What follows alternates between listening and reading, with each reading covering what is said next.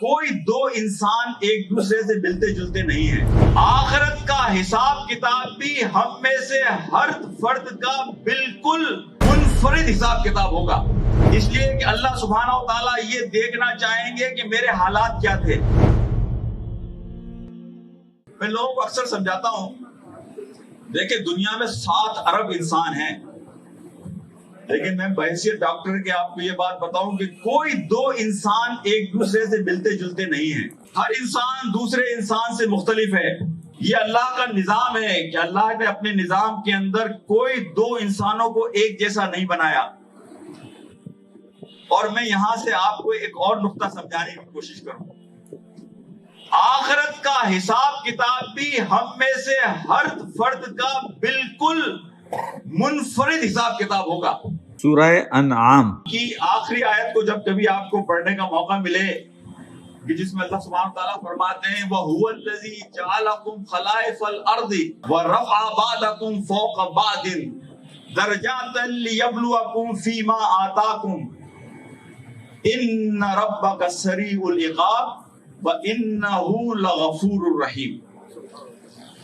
اس آیت میں جو بات میں نے آپ سے کہی اس بات کی تصدیق ہوتی ہے کہ ہم میں سے ہر فرد کا حساب کتاب بالکل منفرد ہوگا، اس لیے کہ اللہ سبحانہ و تعالیٰ یہ دیکھنا چاہیں گے کہ میرے حالات کیا تھے، میری لیمیٹیشنز حدود کیا تھیں، میری صلاحیتیں کیا تھیں، میرے پاس کون سے مواقع زندگی میں آئے، کون سی مشکلات، کون سی دشواریاں میرے سامنے آئیں۔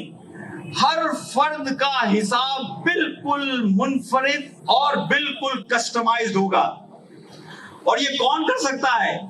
یہ اللہ رب العالمین کر سکتے ہیں کہ جو دلوں کا حال جاننے والے ہیں۔ اس سورہ انعام کی آخری آیت میں اللہ یہ کہہ رہے ہیں کہ ہم نے انسان کو اپنا خلیفہ بنایا اور ہم نے جو کچھ اسے دیا اسی میں اس کی آزمائش ہے، اسی میں اس کا امتحان ہے۔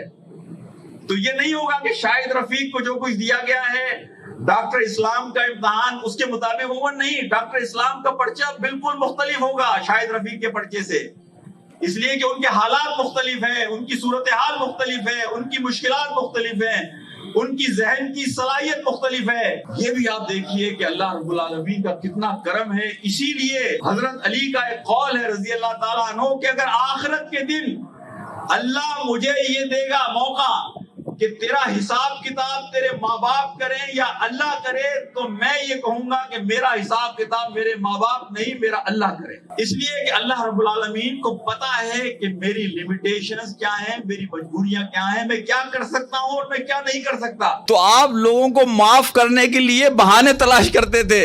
آپ کو آپ کی 23 سالہ نبوت کی زندگی میں کتنے واقعے ایسے ملتے ہیں کہ آپ نے لوگوں کو سزا دی ہو؟ آپ تو بڑے بڑے گناہ کرنے والوں کے لیے بھی معافی کے بہانے تلاش کرتے تھے۔ ہمارا معاملہ یہ ہو گیا ہے کہ ہم ظاہری شکل و صورت کی بنیاد پر لوگوں کے بارے میں کفر اور ایمان کے فیصلے کر رہے ہوتے ہیں۔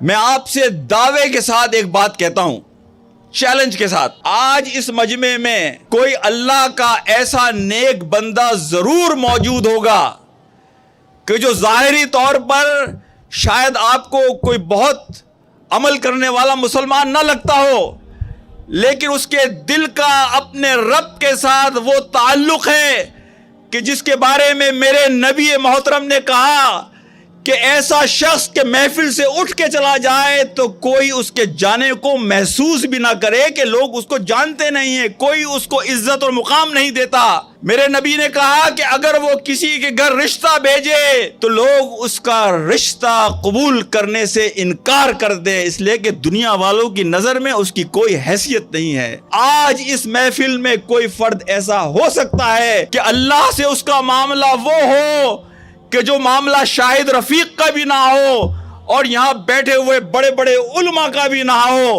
حفاظ قرآن کا بھی نہ ہو، اور یہ وہ شخص ہے کہ جس کے بارے میں نبی محترم نے کہا کہ اگر وہ کسی بات پر اللہ کی قسم کھا لے تو اللہ اس کی بات کو ضرور پورا کرے گا۔